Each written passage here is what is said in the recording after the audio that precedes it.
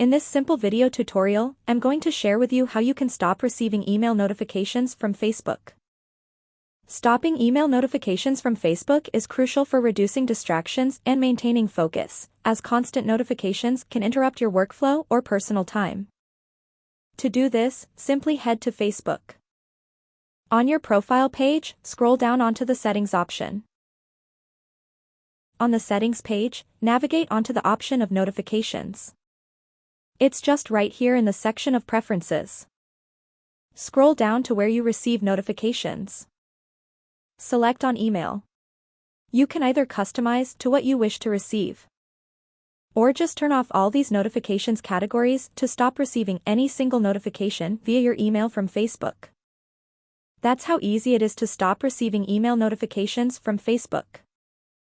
If you have any questions, just let me know in the comments section down below.